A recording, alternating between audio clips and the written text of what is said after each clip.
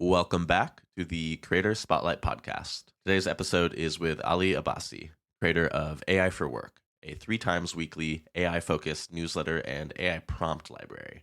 Ali, to be clear, is no longer affiliated with AI for Work. He sold it to an undisclosed buyer for an undisclosed sum at the beginning of 2024 after having worked on it for only half a year, which is certainly the fastest zero to acquisition newsletter story I have ever heard. I spent an hour speaking with Ali about using TikTok collaborations to attract newsletter subscribers, his ingenious lead magnet strategy, how he ended up selling his newsletter so quickly, the next newsletter he plans to start, and plenty more. As always, thank you for listening and enjoy.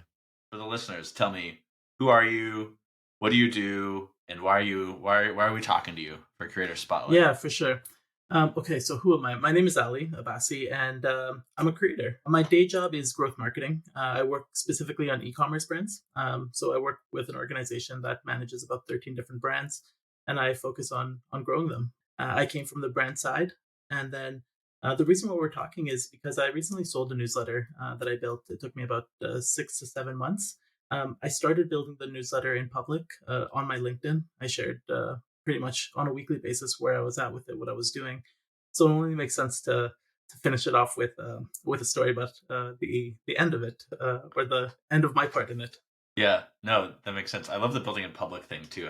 I love that approach. I respect it, and I think I interviewed somebody a few weeks ago who that's kind of her thing. She's building in public, and Beehive CEO Tyler, he's doing that. There's so many people. I don't know. I think it's becoming more and more of a thing. So the idea of like what is a creator is something that I'm obsessing over, thinking about every day as I do this, and as I'm like, who should I interview next? Like, will the audience like enjoy them? How do I figure out the angle?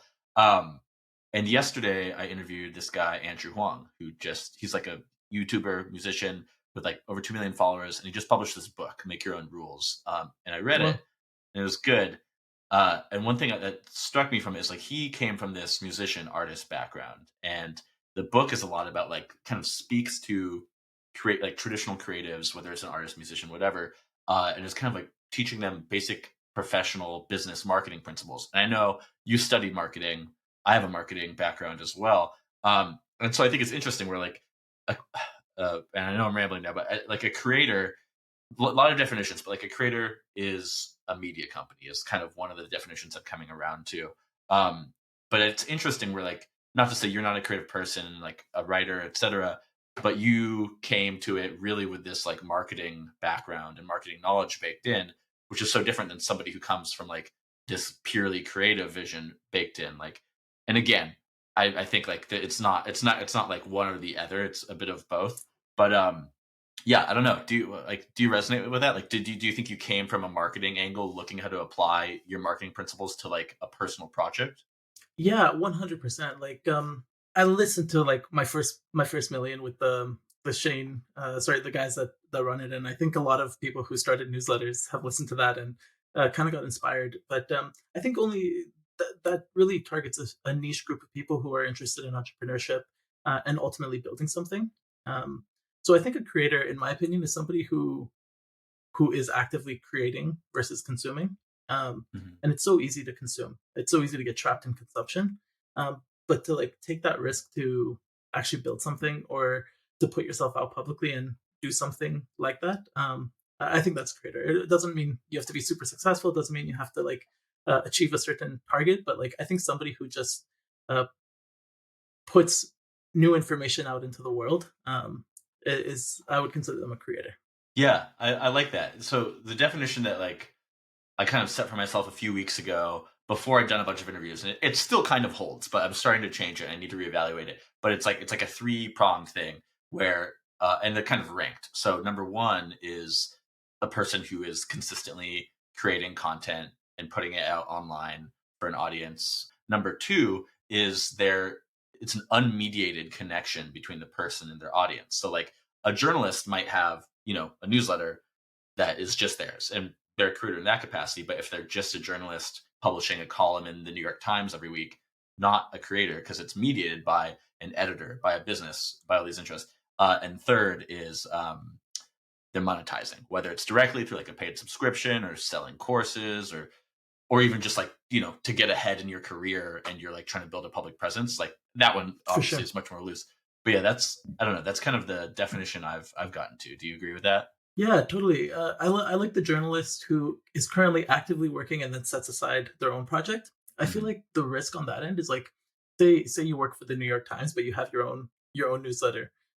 If you write something incorrect in the New York Times, they're going to blame the New York Times and then you. But if you do it in your own newsletter, they're blaming you. So yeah, it's interesting. It's super interesting. Ooh, yeah. So that's actually something another thing I'm thinking about a lot is like this idea of like the New York Times has a ton of editorial rules and principles and etc. Whereas, anybody writing a newsletter might have like an idea of what they will do, what they won't do, what they will say, like a style guide, but probably none of it is like written down or codified in any other way. Totally. But I'm curious, like when you were doing AI for work, which maybe after this we should get into what that was and etc. For sure. When you were doing that, did you have like how did you conceptualize your accountability to your audience, or like did you write that down, or was it Yeah. just all in your head?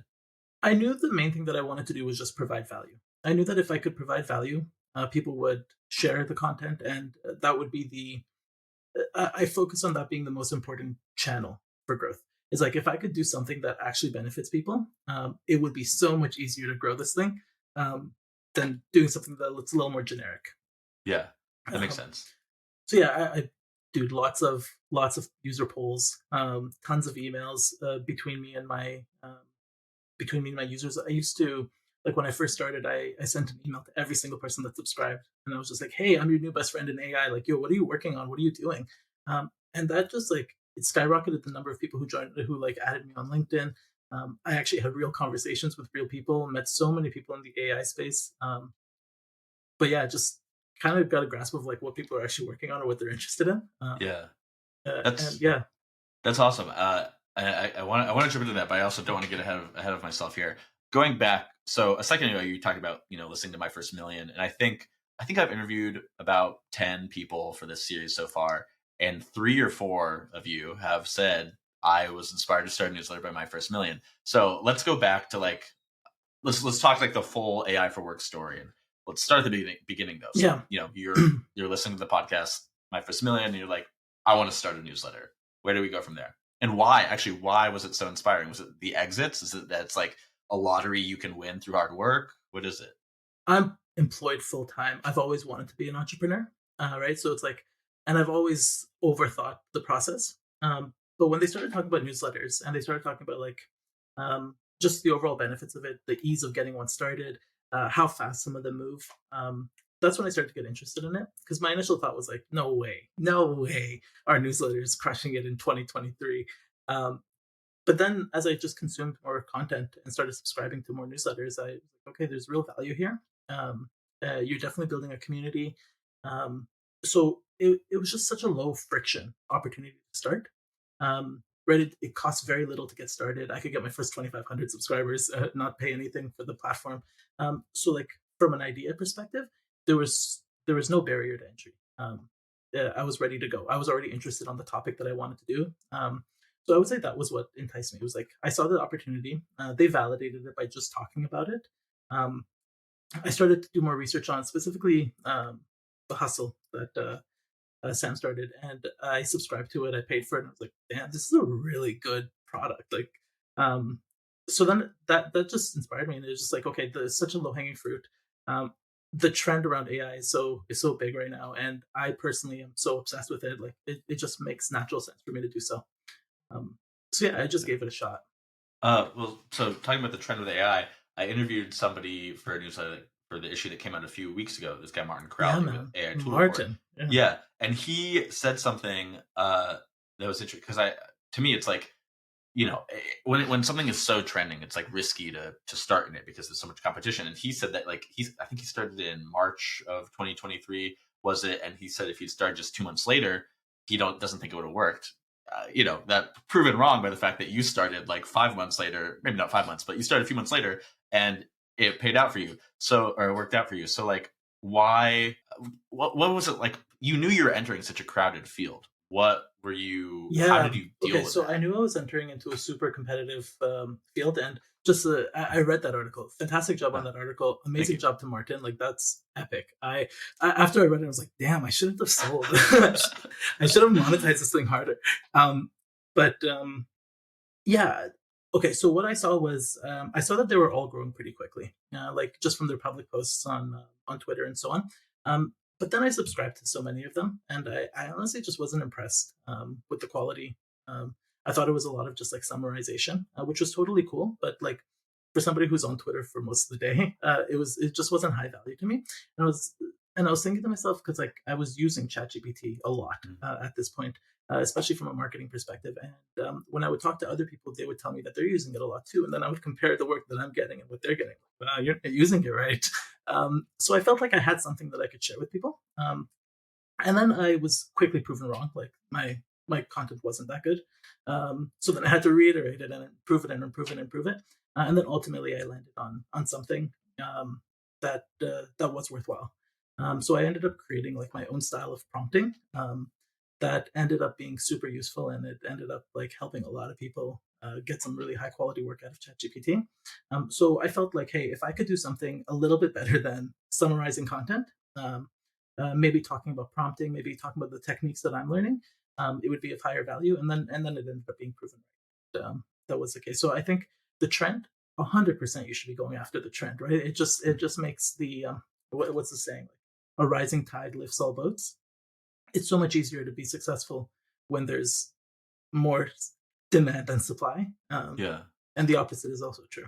Yeah, a couple things there. One, like I agree with you that like maybe it's intimidating, but at least like when there is so much out there, like you know what the bar is that you have to surpass, and it's like okay, like I just know I have to put in like X hours of work every day or every week or whatever to like make the thing that's better than that. So it's like I know how far I have to go. It's just like, am I willing and able to go there and like Yeah. push there? Which not always the case. But so how long did it take you to go from like, okay, I like AI and I want to start a newsletter, but it's not working out. Like I'm trying and it's nobody cares. How long did it take to get to people caring and like getting your first, let's say, let's talk about it in terms of like you getting your first Yeah. subscriber and then getting your like 10th subscriber, your 100th, and then like when you knew like, all right, I've got it locked.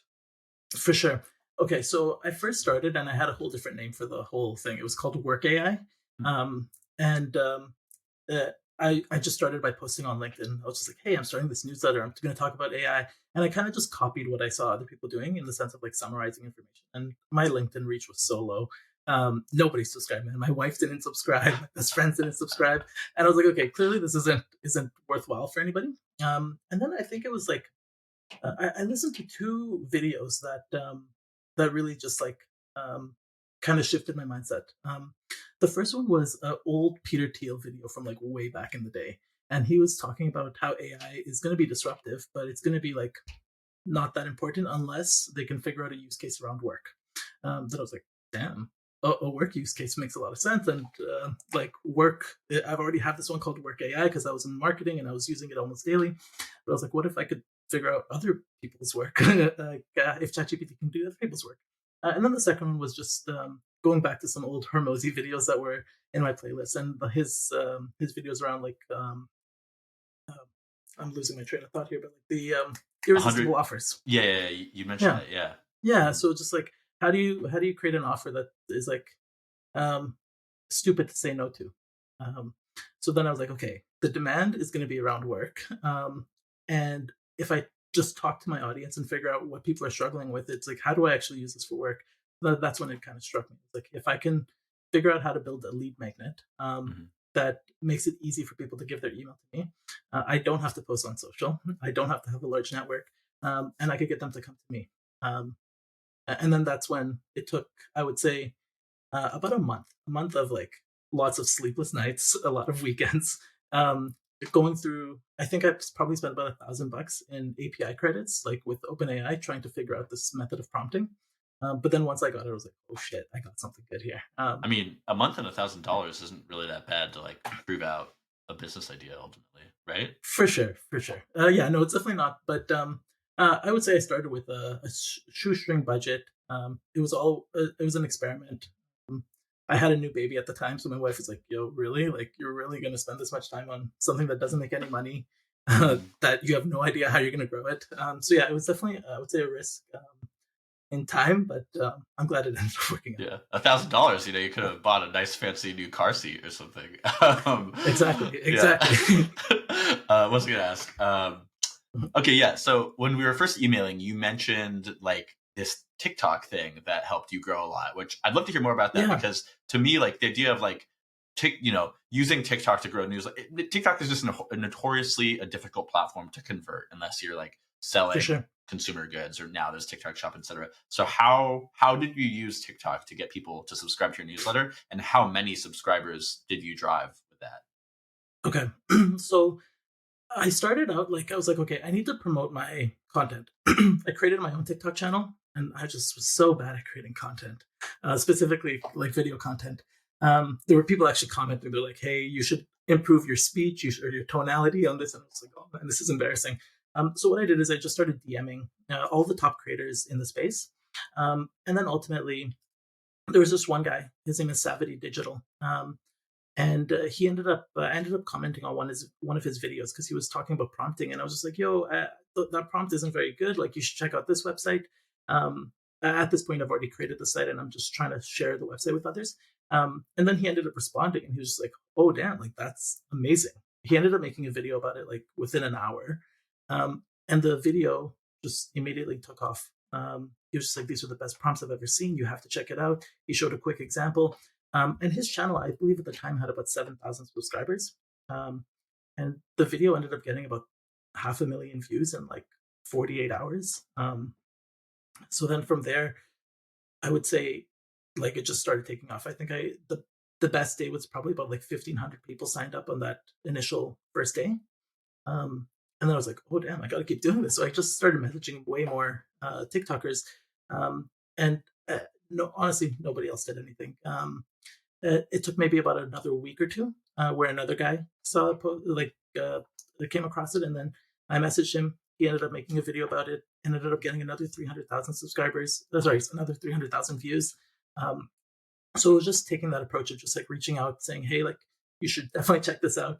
But I don't think it's like, well, one, I don't think TikTok is a bad platform to promote on. And I was super surprised by the caliber of individuals who signed up through it, like executives, professionals, so people from all walks of life, from all different geographies, Mm. uh, signed up through TikTok.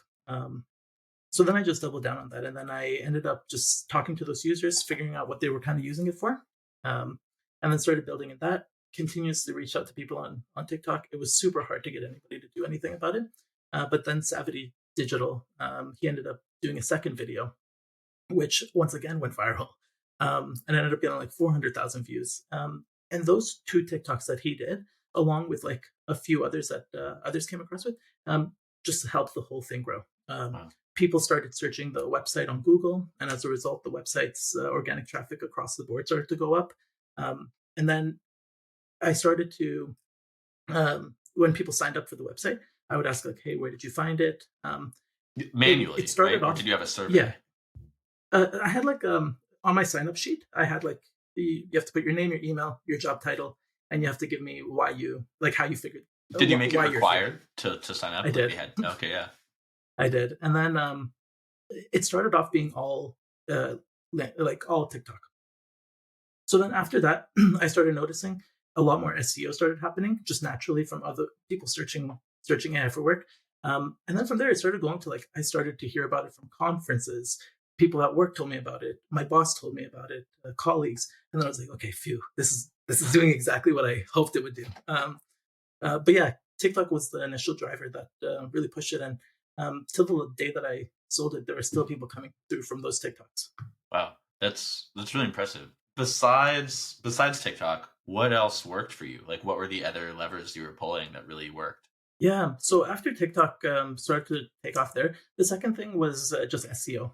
So because I had the website as my main driver, I started to make content that just like through blogging. And my strategy there was just like, how do I go after the long tail keywords for the different categories that I have prompts for?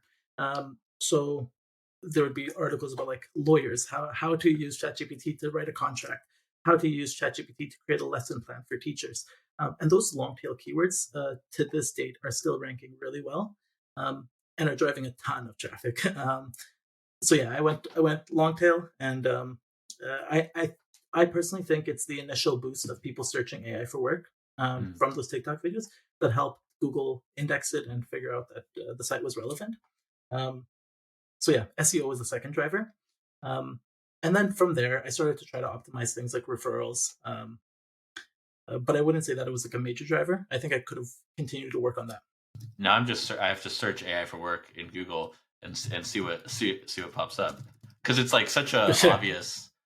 Yeah, it's such an obvious thing to search. This is the is AI.work for AI for work.co. That's what it is. That's the one. O- That's Okay, correct. cool. I have to admit, I looked into the newsletter, but I hadn't actually looked at this. Okay, this makes so much more sense. This makes so much more sense. My question Yeah. now then is like, what? So you've got this site that's this archive of like of prompts you engineered and stuff. You've got the site, and then you've got the newsletter. What's the relationship? Did the newsletter come first, or was the website first? What was the? How did that work? The newsletter came first, but I didn't get any subscribers. I got a few, like a couple friends, a couple contacts across LinkedIn. But once I realized that, then I was like, okay, I need to create lead magnets. So if I create a lead magnet, where am I going to put it? I was like, I could put it on Beehive, and just like create some sort of like web page there. But if I create a resource that I build online, I could go through SEO. I could share it in many different ways. I could put it in directories and so on. So then I just created the website. I created it on Webflow, and I ended up putting a sign up sheet.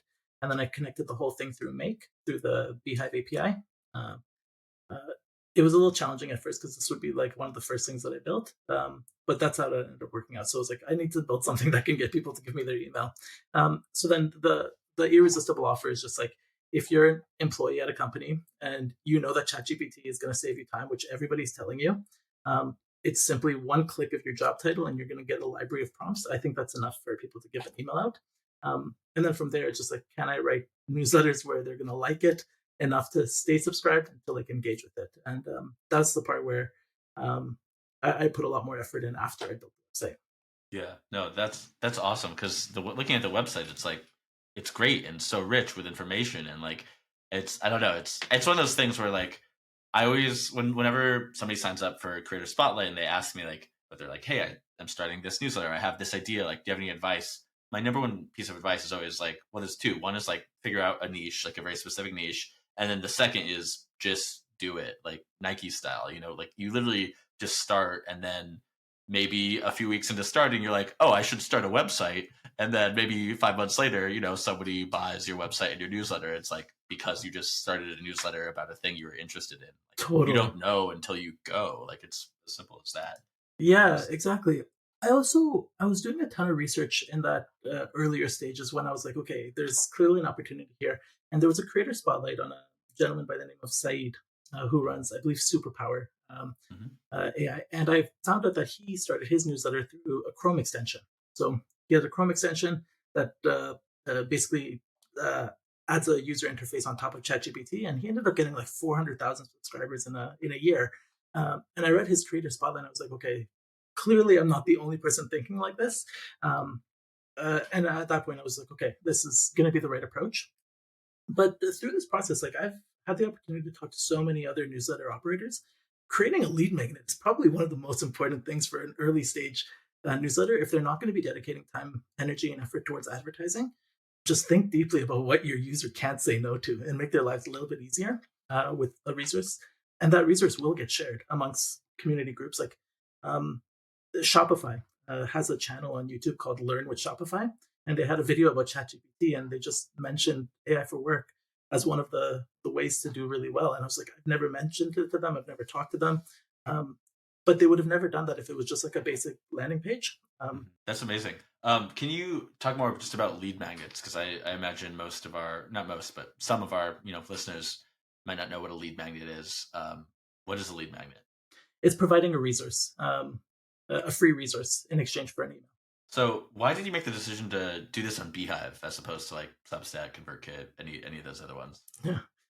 I didn't even think about it, man. I was following Beehive for some time, and like I've been just watching Tyler's posts across LinkedIn and all other channels. So I honestly I didn't even think about it. I love the design that the team was doing. I love the overall aesthetics, the website. So like my initial thought was like I don't like Substack like the way it looks. I just didn't like that. A Mailchimp, I've had experience using like a Mailchimp or like other emails just through my work, and I didn't want to build this on Clayview. I definitely didn't want to build this on a Mailchimp. And Substack, it just wasn't even a question, man. It just like Yeah, yeah, Beehive looks like a modern platform, I agree. I've used a bunch of the other Mailchimp is but also absolutely the pricing. worst. Yeah, Oh yeah, so you said the first 2,500. yeah. Just do it. Yeah, that's true. Yeah. So more about the newsletter and like the actual design of the newsletter, the sections, the concept how you came up with that. I want to give you kudos for the progress bar design, like as like Oh, your sweet. the rule break. Yeah, I really like that. I don't maybe that's been done. I don't thank know, you. but I don't think I had ever seen it as such. And obviously, you scroll through any website these days, and there is like a progress bar. But I don't think I'd ever seen anybody convert it to email. So yeah, where how did you come up with that, and like how did you come up with like the newsletter design and structure? I would say that the design from like the first one to the last one completely different, and it just kept Mhm. improving. Um, but I can't take credit for the progress board. That was inspired from Yellow Brick Road. So it's another newsletter in the finance space, which is one of my favorite newsletters. They do such a good job. I reached out to the creator on that one. Super nice guy. But yeah, I think what he did with his newsletter was just amazing. He designed it so nicely. He's gamified it to a degree where it's like I'm assuming improves the engagement significantly. Um, but after just looking through, I would say hundreds and hundreds and hundreds of newsletters to see like what designs I like. That's where I got the progress bar. Question about using AI for work. Obviously, Yeah, you used AI for the images and such. Did you use it yeah. in the writing production? Like, how did you make sure? And if so, how did you make sure to do it in a way that like felt fresh and not like somebody just putting in a prompt and copy pasting whatever? Honestly, I didn't. I didn't use AI to generate the actual content. I don't think that it's ready for that, right? Like it's just the Chat GPT itself. Maybe like the new tools might be like Anthropic's new Claude, but everyone knows when you're using AI for it. So like, there was a tweet I read a while back where it's like, "Hey, in the world of AI, tweet like you text to stand out," and it's like, okay, conversational tone, and that's so hard to get right with ChatGPT. So the only way that I ended up using like AI in the content production standpoint was just editing the content. Mm. I love Beehive, but the spelling and grammar check thing does not work very well. Um, so I just created a GPT that edits my content, and I still find spelling errors, and it makes me cringe when I do so. But it is what it is. Yeah. Yeah. No, I mean you got to just like let the spelling errors go. I I personally don't use AI in my writing, but like I'll especially like when I do this, I've tried to use it to clean up interview transcripts before, and Yeah. it just butchers it. Like as much as I try to like please like only remove or whatever it is, I like it always just changes the meaning. But anyways, Totally. neither here nor there. Moving on, do you have any specific tips that you would give people who also write newsletters? Like one or two things that are like I always like to include this little steal this tactic section in Creator Spotlight. What's the tactic people should steal from you? Personally email 5 subscribers a day, like at the very minimum. Say if somebody responds to your poll, ask them more questions. If somebody says something negative about your poll, ask them how it could be better. But I think ultimately your end goal is to figure out how to get somebody to recommend your newsletter to somebody Mm. else. Um, that's genuinely what you're trying to figure out. And I like just getting into the space and connecting with so many creators in the space now. Like I talk to them and I'm just like, oh my god, I have 20 ideas for you. You have to experiment with this. The thought process should be, how do you give them something that they'd be willing to share? So make it free for them, make it willing that they would make it super easy for them to share. And there's so many things, and you don't have to think too hard about it. So an example would be like I came across a church, like a Christian church newsletter that had very few subscribers. And I just had so many different ideas. It's like, okay, you could create a prompt or like some sort of chat GPT thing on how to write sermons, um, how to utilize it to edit your sermons. Um, that's just like, and then you could just cold email people. Hey, like you've heard about ChatGPT. I write this newsletter. I don't want to waste your time, but I have this thing that's super useful to like 200 of my subscribers. Just wanted to share it with you. They click it. Okay, it's a lead magnet, and done. Like, Yeah. It's interesting. I mean, you were doing the cold DMs, cold comments on TikTok, cold emails, whatever. You're clearly like somebody who is so determined and like willing to put in the work. And I don't know. I think a lot of times people think like when somebody listens to like a My First Million or whatever, it's like, oh, that's easy. I can make a newsletter and make money off of it. And obviously, it's a ton of work. So my question is, how much time on average do you think you were spending per week on AI for work? And like, how much time do you think like baseline somebody would need to invest in, let's say, a weekly newsletter to make it good, to make it work, to achieve goals? yeah, I wasn't the most disciplined in regards to sticking with my own schedule or keeping up with a Full really time job like too, right? strong, Mhm. yeah, full time job, new dad. Um, but those are just excuses. You can figure out a way around Those all aren't that kind of excuses. stuff. I think at the bare minimum, a minimum of 3 hours a week to write a weekly newsletter would be necessary, and you genuinely have to be passionate because, like, kind of like what you said about the TikTok creator that you're interviewing. Um, that trend of authentic content is so hard to fake and it's so easy to resonate with because we as consumers at this point we know when something has been like catered to us, and we could just see with the data that we don't respond to that anymore, which is why asking somebody about how much they get paid is so interesting to so many people. um, so it's like, yeah, you can't be fake about it. um, a minimum of 3 hours and you have to love what you do. Yeah, I really the loving what you do. I think is like that's almost another one I would put in there. I'd said those two pieces of advice I give of like just start and also like have a niche. I think the loving what you do has to be third. Like I talked to somebody last week who they have a finance newsletter, and it's like, oh, we're just talking about this with our friends, anyways. Or a few weeks ago, I interviewed a guy who has a fantasy Premier League a newsletter. And he's like, I'm already consuming all this information, so like to boil it down into a newsletter is not so much more. Like I don't know, you a couple times during this conversation I've thought of like things you've said. It made me think of the meme where there's like the guy mining for diamonds, and then there's the other guy who's giving up and he's like about to hit the diamonds. Which I think is so much what this is. Like you got to be you got to be willing to just keep going, like no matter what, because it's just what you're gonna do on like 7:30 p.m. on a Thursday night anyways, right? um Exactly. Moving on, I want to talk about monetization before you sold it. Like obviously you had some ads, I think. So if I'm correct, unless some were deleted, you had an ad in your third newsletter. But actually, that is a question I'm curious. There's 21. Looking at the archive of the AI for Work Beehive page, there's 21 newsletters. Is that all there was? I think it was probably less. I think it was probably a lot What? less. That's Yeah, it's just wild to like me. one, I wasn't good at the maintaining of it, and then two, I really didn't want to post like share a crappy newsletter. Like Yeah. that would have just hurt my heart. And I think that's a big problem with creators who, or I think that's a big problem with me because like I think a lot of other creators would just be like, "Yo, I have to publish, so I will." Um, but I was like, "Yo, I can't publish something I don't want to read myself."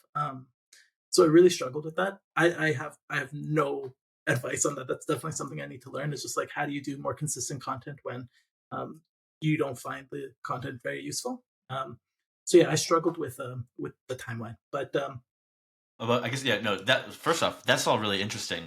Because I really resonate with what you're saying. Like I agree. yeah, If it's not good, don't put it out. And like don't put it I out. mean, writing Creator Spotlight, like I every Friday morning I'm putting one out. So it's like it's a lot. It takes a lot of work, and it's like sometimes some take more longer to write than others, or like it takes longer to like find the next person I should interview because I want it to be well curated. Sometimes that takes longer. Like sometimes the conversation will like meandered a lot, and it was a really fun conversation. But then it's like, how do I like boil this down? And like it just like to me in my own experience, getting the consistency is just about like you have that deadline, and so like that is what is the structure that you're following, and then everything else is like you might just have to put in an extra 10 hours of work to like make this issue good, which is Yeah, hard. And like, when you have a full-time like for me, this is my full-time job, so that's, it's kind of totally. built into the thing.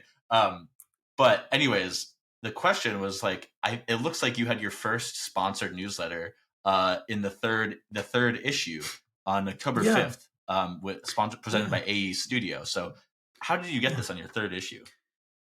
So that was with there was a tweet from Priya on your team. I believe that was Hmm. her name, and she was in charge of uh, ads. So she made a tweet. She's like, "Hey, we have a couple ad spots left.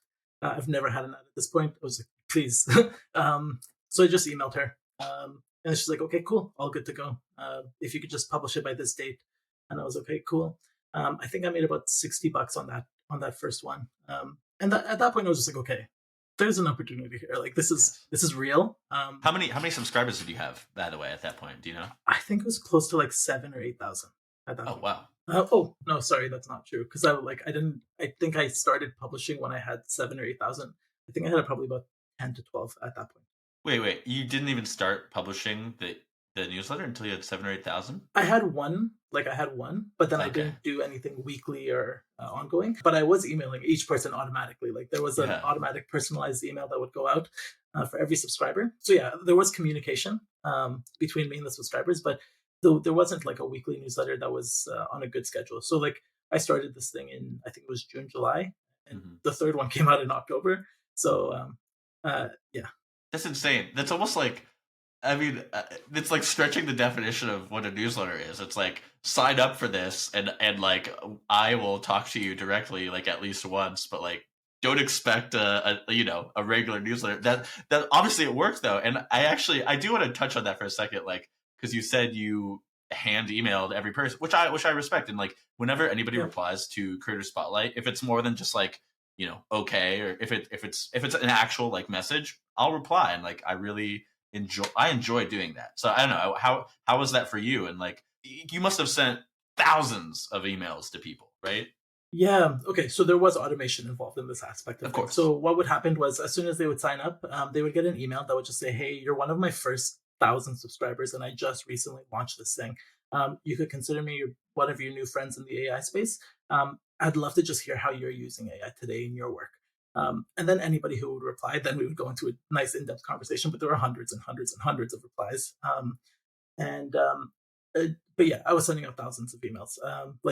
My email domain got blocked from Google like twice because of Yeah. just like you have exceeded, and I had no idea what I was doing. So I was just sending an email to everybody, and there was little variation in that initial email, but the messaging was just like, "Hey, you're one of my first few subscribers. I'd love to just hear about like why and what you do." That's smart. No, I really like that too. It's like that. I mean, if I had received that, that's like warms me to you, and it's like, oh, I got to reply to this. This guy is like, I, Yeah, I want to help him out. he's trying. Yeah, exactly. He's trying his Yeah, best, and it's relatable. Okay, but going back to ads monetization. So yeah, obviously, this story ends with you selling the newsletter. But yeah, between the yeah. starting and the selling, how else did you monetize? Was it just more ads? What's the story there? Yeah, I've thought about this so many different ways of like how I could go ahead and monetize this. Um, and I just kept running into the easiest method would just be using the Beehive platform. Um, but even with that, like I think the most I made on an ad through the Beehive platform at one point was close to like $200 on one send, which was wonderful. And if I could just be more consistent on sending them, it would make it would be great. So it was really to a point where I was close to like the end of the year of the first year or like the calendar year, and I was invited to the Beehive Slack community, and I saw there was a monetization channel, and I messaged the group. I was just like, "Hey, I have this newsletter. I'm getting a ton of new subscribers a day, but I'm not monetizing this thing effectively." Um, and immediately within like 2 minutes, I got a message just like, "Hey, would you consider just selling it?" And I was like, maybe. He's like, "What would your price be?" And I told him my price would be, and he said, "Cool, let's do it." Wow. And I was like, "Okay, that's sick." Then I was like, "Can I trust this guy?" But yeah, after a bunch of conversations, that's how the introduction got made. So like, I was in the stage where I was really just learning how to optimize the monetization outside of the Beehive platform. But honestly, I think if you're consistent with just sending out regular emails, the Beehive platform makes it so easy. It's like stupidly easy. Yeah, that's so amazing that you like did this thing without actually having like all a typical consistent newsletter. Like that's so funny. So I do want to ask two questions about acquisition. Number one, looking at your background, I think the last full time job on your LinkedIn, at least before you did this, was at a beauty company that got acquired.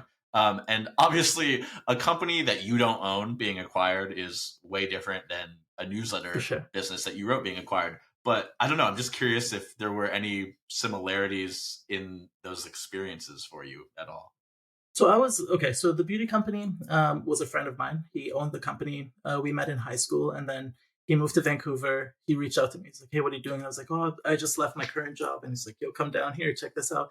And we just clicked right away. And we're like, "Yo, let's blow this up. Let's really make this big." And one of the biggest drivers for that was just learning about new distribution channels. So this brand sold on Amazon specifically, but we were able to find new distribution channels that ended up costing us nothing. So like my main focus was how do I acquire a customer for $0 for a real brand, and that's kind of where my whole like mindset on lead magnets Mhm. came into. Yeah. So yeah, I No, learned that's an amazing. awful lot there. Yeah. Okay, yeah. So the other thing is like I think with a newsletter, one of the unique things about it is you send it out and then you can't edit it. It's out there. And like, you can on Yeah, Beehive, you can go in, you can edit the post and then it's updated on your archive.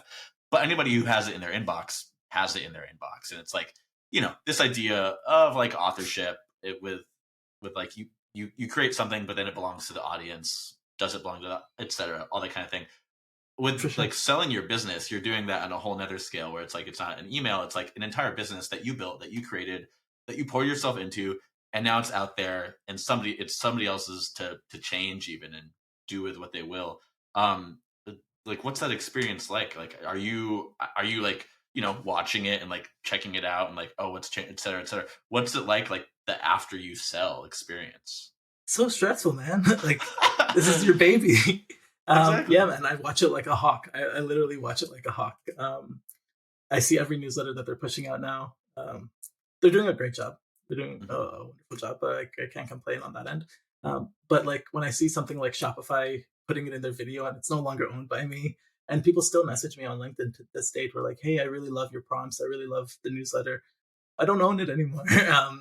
It's hard, I would say, but I think that's because I put a lot of love into it, and I think like it has to have soul, uh, right? Like, and I think that could be a weakness for many people, where it's like just hit publish. But yeah, man, it's been challenging not owning it because I have so many ideas of like what I want to Yeah. do with it and like where I want to take it now. Well, okay, so where you want to take it out? I think you mentioned when we first talked that you do probably want to start another newsletter. I'd love Yeah, to hear about that. Like, what's your motivation for the next one? Because now it's like it can't just be the same. Like, oh, I just want to I care about AI and I want to start a newsletter.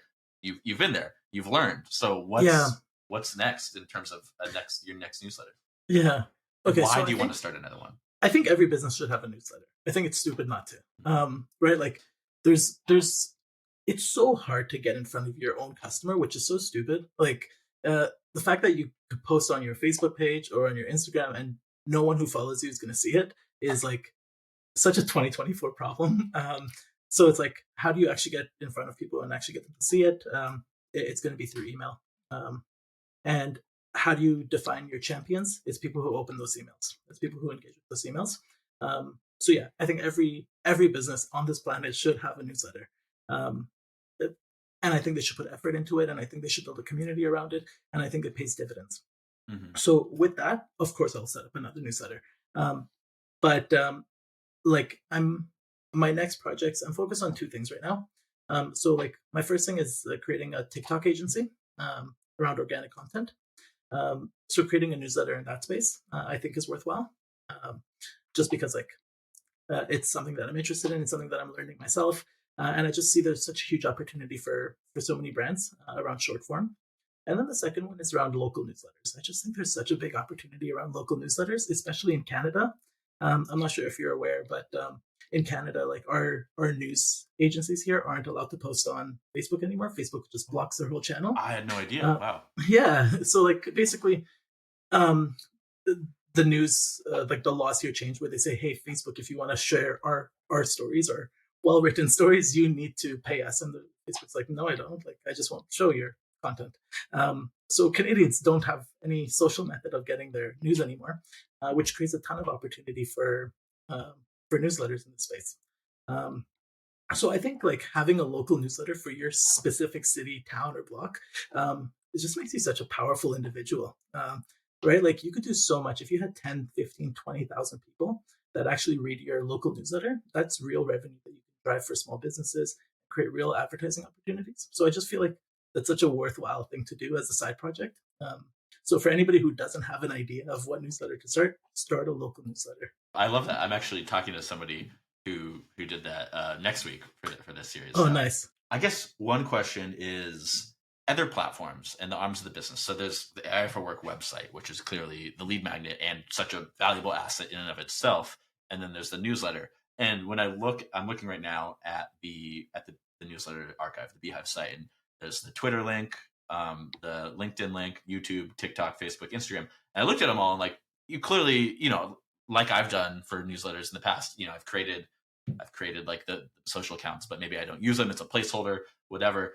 Was that something that stressed you out, not being on these other platforms? Like, how did you think of this like platform prioritization? Yeah, man. Of course, I had jealousy around like watching Rowan from Runway post on Twitter and get like 300,000 likes. Right? Like he does such a good job on that, and it's just not a skill set that I was able to build in due time. It's something that I think many people practice and try to figure out. But it didn't come naturally to me, and nor did I think it comes naturally to any of the guys that are just crushing it. I think it takes a lot of hard work and effort. Um, so I think like for me, it was just like focus on the channel that's working right now, which is creating lead magnets. Because like the AI for Work was just one lead magnet. From there, I built another lead magnet that was a business planner using AI, and that one took off really well as well. And then I created like two or three that didn't take off, or nobody found value in. Mm. Um, but yeah, for me, it was just I focus on the channels that are working for you. Um, and like if your goal is to be like, hey, I'm gonna build a newsletter, I'm gonna build it on Twitter. I think many people are underestimating how hard it is to actually grow a social channel. Like it does require a great deal of effort, experimentation, um, and I just don't think it's the lowest hanging. Yeah, no, I agree. I mean, Martin from AI Tool Report said the exact same thing. Like he couldn't hack it on Twitter. Other people were doing it way better. It was too late to catch up. So he had money to put into ads, so he did, and Yeah, that worked. yeah, dude, I read that one. I was so impressed with what he ended up doing, and like, um, and I don't know, man. I came across him on LinkedIn with one of his posts had like 3,000-4,000 shares. So I think he's underestimating how good he was at that.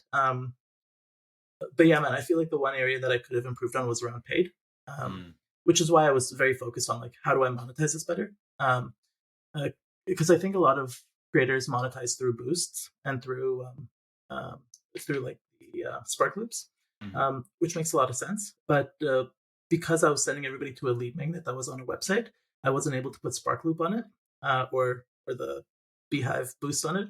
I've been messaging on the Slack group like, hey, when are you guys going to introduce this? But hopefully soon. Um, Yeah. and yeah, I was very focused on trying to figure that out just before I sold it. Yeah, no, that makes sense. Is there anything that we haven't talked about that you'd like to talk about around your story with AI for work? Okay, so I started building it in public by just posting it on LinkedIn. Yes, And actually, at let's talk about first, building in like, public. Sorry. yeah, so I started building it on public because, like, one, I never really dedicated too much time and energy building a social profile. But I wanted to build it in public for a couple. The main reason I wanted to build it in public was so that other people can really give me advice so I could learn faster. Um, and that didn't happen. What had ended up happening was just like a very big like encouragement fest. Like, oh, cool job, great, we're supporting you. And I look at my subscribers, I'm like, no, you're not. You're not supporting me. Um, so yeah, I had said like I was my main goal was to build it in public, so that I could get community buy-in, but also to get just the advice from others. And I found that it's like super vulnerable to build something in public. I'm gonna do it again. Like I'm for sure. I think anything I build, I'm gonna build it in public at this point. But I need to learn more about how others are benefiting from this, because like I don't know if it really helped me, um, versus like exposed me to more, sharing my ideas for others to take. So yeah, I think building in public is super interesting, but even when I watch other people build in public on Twitter, I'm just not sure what the added benefits ended up being, because people don't tend to give you advice. It tends to just be a lot of like clapping for you, and it Yeah. felt fake at some point. Like by the time I was near the end of that build in public phase, it just felt like, oh, now I feel like I'm reporting accomplishments versus like really thinking through the problems, which is what I was hoping to do. That's interesting. I'm just trying to think. Like I've seen some people do it.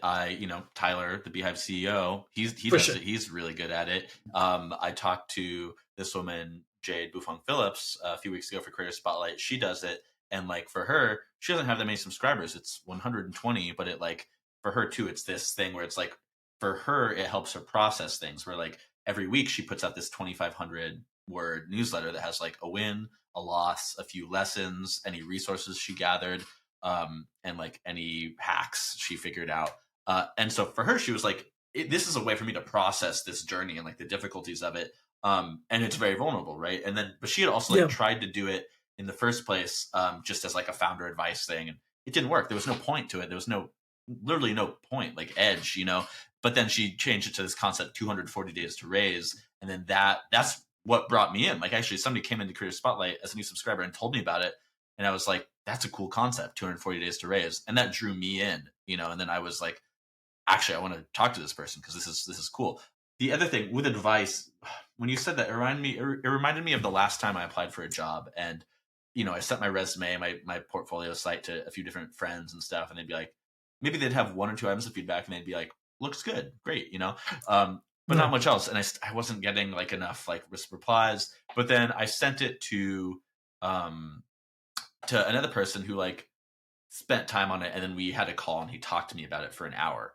And then shortly after that, I started getting more replies. And so it's like my point there is just like most people aren't actually going to give you that advice because it takes time, right? Like to For give sure. really good advice, you got to sit down with it, get in the zone, spend a couple hours, whatever it is. You got to like actually shift your focus. But now I'm just rambling a little bit. But with the building in public, when I think of the benefit, like I guess sometimes it's like when you're doing good, people will just like it, and like you're just like I Yeah. think with Beehive, like Tyler Denk, he puts out great content about Beehive doing good, and like ge- that's great because people love to see that, right? Like, but when I don't know, I'm Yeah. trying to think of like the other benefits. People just like to see behind the scenes. They like to see something that they feel like generally they're not supposed to. And it goes back to the way we started this conversation with like talking about this salary transparent street thing. Like people want to know things that generally they're not supposed to know. So I think that's the key is like you do have to share that, and like maybe there's yeah, you got to protect your ideas, whatever. Like Tyler has started doing the sending out the investor updates from the very beginning, but Yeah. he just started that like a couple months ago, so they're like a couple years old or whatever. So he's protected in that way, but it's still this thing that you're not supposed to see, and that is exclusive primary source knowledge. So I don't know. I guess I'm trying to figure out like what should you do to build in public, and I think it's about like Yeah. maybe it's just as simple as like if what you are sharing isn't like primary source forbidden knowledge, why should anyone care? Maybe. I don't know. Do you I agree? think you hit it on the head in regards to the creator who just changed the framework, right? Yeah. Like, it's no longer the ask a founder; it's 240 days to raise. Um, that is just so much more interesting. So, like, I don't know if people are genuinely interested in, like, hey, you want to watch me start my brand new newsletter? I have 100 subscribers. Like, it might be friends and family. Um, but yeah, I think it's what certainly people are interested in behind the scenes. They're interested in the authentic aspect of it, and there's questions involved. Like people do ask questions, you do get more DMs. I think what Tyler does really well, in all honesty, is he's in the comments, man. Like he's genuinely like responding to comments, which is just like I don't know how you guys manage your time there at Beehive, but like I still have emails in my inbox where he replied to like customer service inquiries. I'm just like, what? Like, I know how much you guys are doing from your investor reports. I see. I'm like, how do you have the time to do this? Which is like it humanizes the brand, it humanizes the individual, and it just like helps you resonate a better connection. So yeah, that's the one thing. But like from building in public, like there's a lot of creators on Twitter that build in public, and I think a lot of them are finding that they end up attracting just the wrong audience. They end up attracting other people who are building similar products, which is cool to build your network. But I think there might be a level of scale where you have to get to like Tyler's level, where you have like thousands and thousands of people who are interested in your Mhm. business for it to be worthwhile. But like you said, like there's there's a diamond in the rough, right? Like you could end up having a 1 hour conversation with somebody who's super knowledgeable, and it Yeah. opens doors. Something I thought of yesterday that I've really been enjoying, just kind of like thinking about, is this idea of an authenticity ceiling. Okay, I read that post. Yeah, the Yeah. Okay. authenticity post. Yeah. Okay, I read your post, man. Yeah, I love it, man. That really struck a chord with me. Mhm. Um, because I think copywriting for successful executives at this point is very like prominent. But I think it's so hard to be authentic, and it's so uh, Because it's not even just about like outsourcing it. It's about you doing it yourself, and like make because you could go in and type something on LinkedIn, but maybe you're trying too hard in a way that's too markety or whatever, and it smells fake to people. So it's like, I actually hadn't thought of that part yet, but like that is part of it too. Is like, you don't even need to outsource to like toe the line with this. It could even just be what you're doing, which is kind of what you're talking about with building in public. Like, how do you make it more that's true. authentic than authentic? How do you make it more real than real? Which I don't know, but maybe it's part of it. Yeah. No, you hit it. Like, okay, yeah, that the post you wrote really struck a chord with me. Because like I looked at it, I was like, you know what, that term should be a term, right? We're making it one. Yeah, right. Somebody ended up like I was reading just through Twitter. Somebody said that like the future of advertising is a girl in her pajamas on TikTok, monotoning like in a monotone voice saying a product she likes. Yeah. Um, and I think that's so true because like we've become desensitized from like the high polish and so Mhm. on.